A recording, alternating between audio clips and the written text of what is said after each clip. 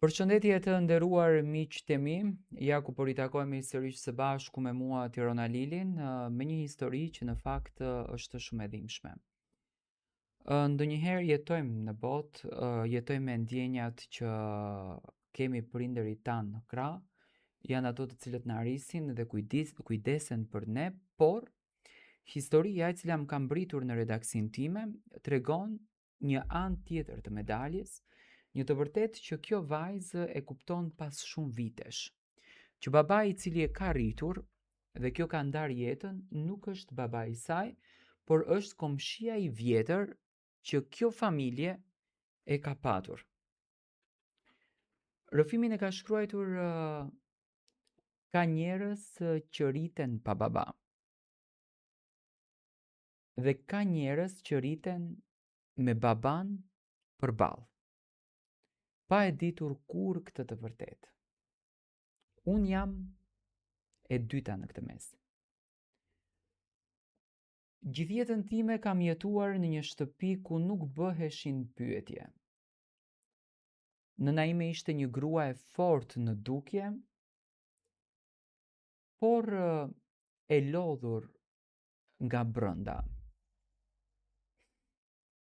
Punonte shumë, flinte pak dhe fliste edhe më pak për të kaluarën.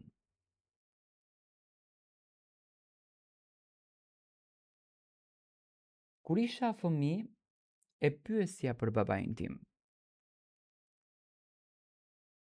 Gjithmonë më jepte të njëjtën përgjigje, sikur ta kishte mësuar përmendësh.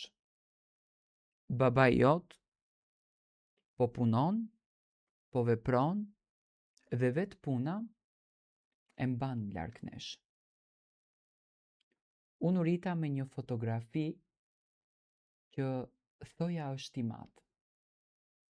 Më vinin dhurata të ndryshme nga babai im, por unë atë nuk e takova. Ishte një emër, një fotografi, por pas saj asnjë histori. Vetëm një fjalë thatë që duhej të mjaftonte për të gjithë jetën. Dhe unë u rrita duke u mësuar me mungesën. Me vendin bosh në çdo pesë të shkolle. Me karigën që nuk u mbush kurrë dhe me pyetjen e shokëve, po babi yt pse nuk vjen kurrë?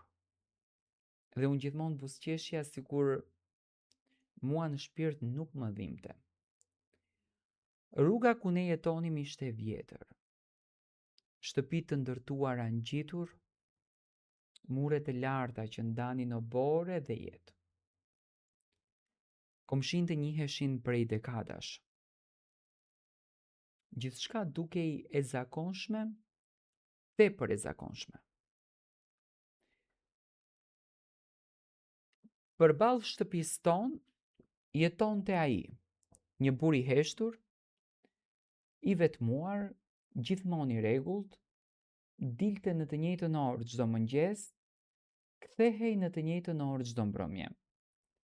Nuk qeshte shumë, nuk fliste shumë, por gjithmonë ishte aty. Kur unë isha e vogël, ai më jepte ndonjë karamele. Kur u rrita vetëm më përshëndeste me kokë thjesht.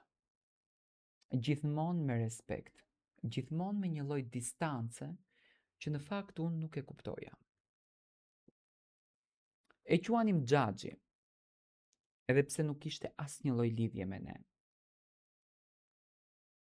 I me më nuk e shikonte kur në sy. Nëse rastiste që të ishin në të njëjtin vend, ajo largohej nga ai. Nuk grindeshin, nuk flisnin, thjesht sikur ekzistenca e njëri tjetrit ishte një gabim që duhej injoruar. Atëherë unë nuk e kuptoja. Sot në çdo detaj më duket britma.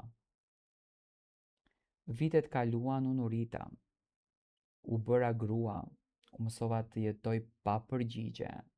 Mendova se disa të vërteta thjesht nuk ekzistojnë, derisa jeta vendosi të ma thyej atë iluzion. Nëna ime u sëmur rënd. Fillimisht e fshehu, siç kishte fshehur gjithçka tjetër gjithë jetën. Por trupi nuk gënjen si njerëzit. Një ditë u rrëzua në kuzhinë dhe nga ai moment gjithçka mori tat pjetën.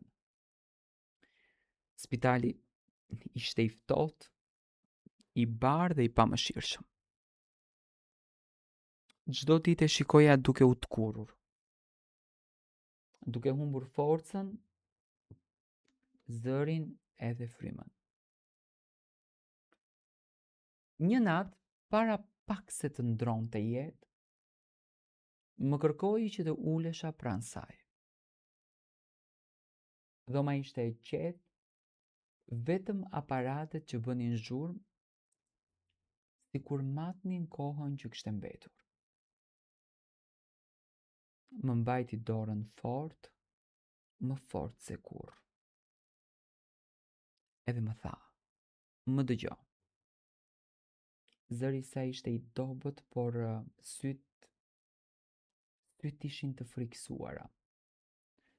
Nëse nuk ta them më tha tani, do ta marr këtë gjën me vete në varr. Dhe ti nuk e meriton këtë gjë. Unë realisht e ndjeja një parandjenjë të keqe dhe zemra më rihte jashtëzakonisht fort. Babi yt ndaloi, mori frymën thellë edhe më tha, nuk ka qenë kur larg. Unë ngriva. Çfarë do të thuash, i thash. Lotët filluan t'i rrithnin. Lotë që në fakt nuk i kisha parë kur tek ajo. Ai ka qenë gjithë kohën pranë teje. Trurim refuzonte ta kuptonte. Pastaj ajo tha fjalët që mua më shkatruan. Babi yt tha, është komshiu im. Ai burri që ti ke parë gjatë gjithë jetës. Ai burri që jeton përballë. Mu më rabota aty. Fillova të qaja si fëmijë o si grua si fëmijë, si ai fëmia që kishte pritur gjithë jetën dikë që ishte aty dhe nuk e dinte.